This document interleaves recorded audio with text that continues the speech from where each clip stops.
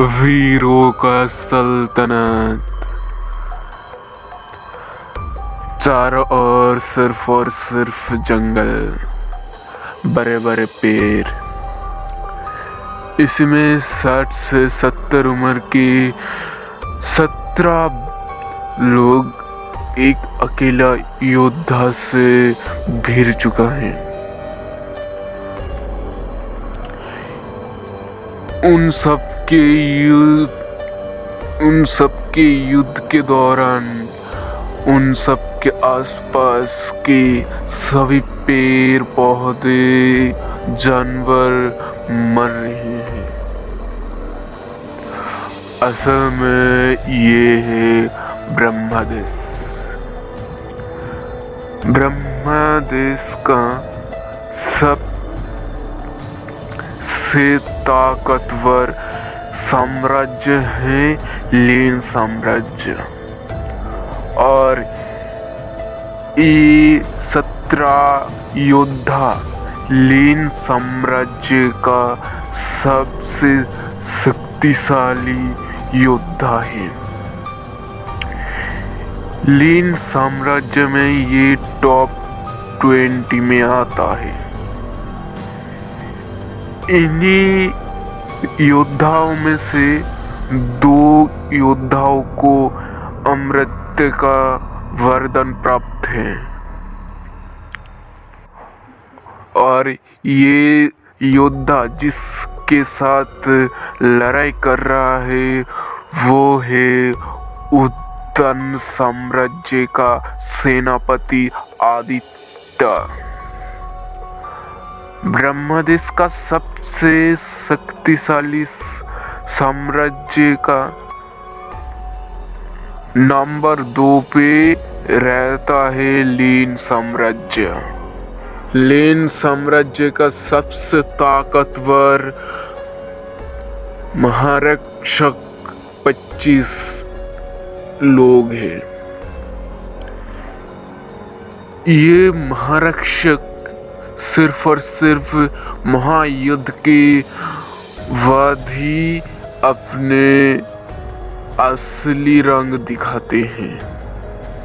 अगर ये महारक्षक के किसी भी राज्य पर आक्रमण कर दे तो पल भर में ही ये 25 लोग पूरे के पूरे राज्य को अपने हथेली में रख सकता है। इनके पास बहुत ही जादुई शक्तियाँ और बहुत ही निपुण युद्ध कलाओं में ये परिपूर्ण है।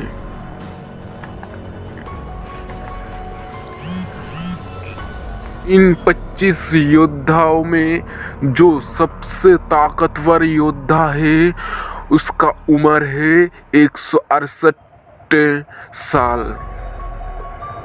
दूसरी तरफ आदित्य उद्दन साम्राज्य का एक सेनापति। ब्रह्मदेश में उद्दन साम्राज्य एक सामान्य साम्राज्य थी। असल में 4 साल पहले लेन साम्राज्य का राजकुमारी अनंतिलीन और आदित्य भागकर शादी कर ली थी, और इसी के साथ साथ लेन साम्राज्य और उद्दन साम्राज्य और बाकी सभी साम्राज्यों से अपनी दुश्मनी मोड़ ली थी।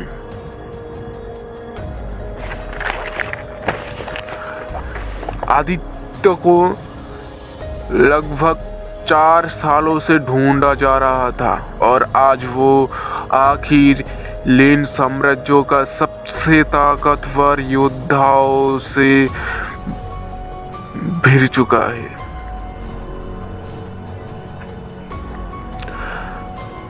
आदित्य का लेवल है 998, जहां ब्रह्मदेश का सबसे ताकतवर योद्धा की लेवल 1000 है।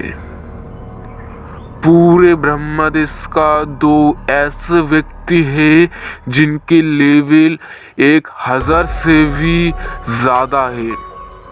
उनका उम्र लगभग 800 सालों से भी ज़्यादा है, जिन्हें गॉड का दर्जा दिया गया है। जिनमें से एक समंदर में राज करता है और एक पूरे ब्रह्मदेश में। आदित्य के साथ जो लोग लड़ रहे थे उनका लेवल लगभग 800 से 1000 के बीच ही है। उनके बीच बहुत देर तक लड़ाई चलती रही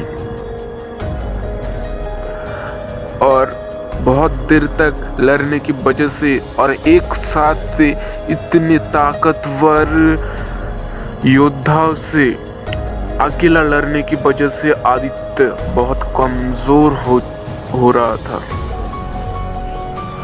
अंत में वो हार मान ही लेता है और हार मानने की पहले वो 4 योद्धाओं को आत्महत्या कर देता है। ये योद्धा उसे मारने के लिए अपनी सारी शक्तियों को एकत्रित करने लगा और जैसे वो योद्धा अपनी पूरी ताकत लगाकर आदित्य को मारने ही वाला था कि एक शक्तिपुंज आकर उस योद्धा की ऊपर गिरती है और वो योद्धा कुछ पीछे ढकेल दिया जाता है। ये शक्तिपुंज किसी और का नहीं बल्कि अनंतलीन का थी, जो अपनी पति आदित्य को बचाने के लिए एक वृत्ताकार शक्तिपुंज बनाती है और उसमें आदित्य को ढकेल देती है। और जैसे ही वो शक्तिपुंज आदित्य की चारों ओर जाती है तभी एक धमाका होती है और आदित्य कहीं गायब हो जाती है। उसी दिन के बाद से अनंतलीन और आदित्य का कोई आता पता नहीं। किसी ने उनके बारे में ना ही कुछ सुना, ना ही उनका जिक्र किसी ने कभी किया। तो अब क्या होगा? क्या यही खत्म हो जाएगी आदित्य की कहानी, या फिर आदित्य अपने प्यार को पाने के लिए कुछ बड़ा करके दिखाएगा? इन सभी बातों को जानने के लिए हमारे साथ इसके अगले पार्ट के आने तक इंतज़ार करिए। तब तक चैनल को सब्सक्राइब कर दीजिए ताकि आप अगले पार्ट आते ही ये जान जाए। और आज के लिए सिर्फ इतना ही।